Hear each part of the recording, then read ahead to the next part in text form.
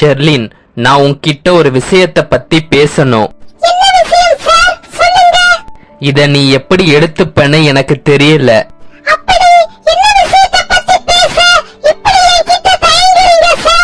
சரி, அது என்ன விஷயம்னு சொல்ற. எனக்கு உன்னை ரொம்ப பிடிச்சிருக்கு ஷெர்லின். நான் உன்னை கல்யாணம் பண்ண விரும்புறேன்.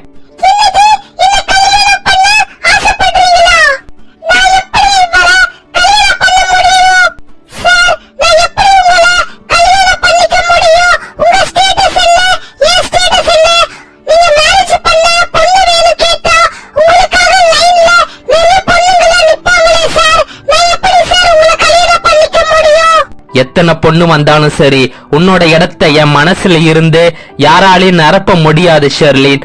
அதனால என்ன மேரேஜ் பண்ணிக்கோ ப்ளீஸ் ஷெர்லின்.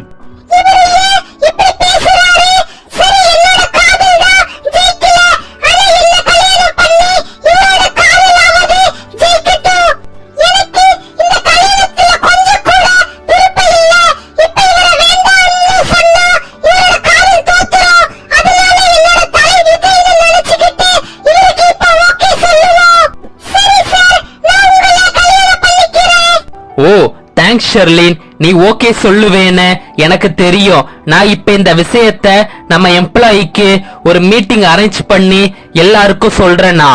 என்னடா மச்சான், இன்னும் எவ்வளவு நாள் ஷெர்லின் கிட்ட உன்னோட லவ்வ சொல்லாம இருப்ப? அதுக்கான நேரம் வந்துருச்சுடா. நான் இப்ப போய் ஷெர்லின் கிட்ட என்னோட லவ்வ சொல்ல போறேன்டா. சூப்பர்டா மச்சான், போய் உன்னோட லவ்வ ஷெர்லின் கிட்ட போய் சொல்லு. ரவி, எம்டி சார் வந்து எல்லாரையும் மீட்டிங் ஹாலுக்கு வர சொன்னாரு.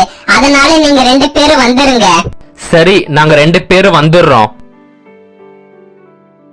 நான் உங்க எல்லாருக்கும் ஒரு முக்கியமான விஷயம் சொல்ல போறேன்.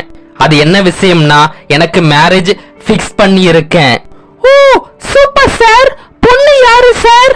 இவ்வளவு நாள் இந்த விஷயம் நடக்கிறதுக்காக தான் நான் காத்துக்கிட்டு இருந்தேன். அந்த பொண்ணும் இப்ப ஓகே சொல்லிட்டாங்க. சரி, நான் சஸ்பென்ஸ்ல வைக்க விரும்பல. அது வேற யாரும் இல்ல, நம்ம ஷெர்லின் தான். ஷெர்லின் தான் என்னோட ஃபியூச்சர் வைஃபா ஆக போறா. என்னது, எம்டி சார் ஷெர்லினா கல்யாணம் பண்ணிக்க போறாரா? ஐயோ மச்சா, இங்க இருந்து போறது பாக்கும் போதே புரியுது அவனோட மனசு உடஞ்சிருச்சுன்னு. நம்ம என்னன்னு போய் பாப்போம்.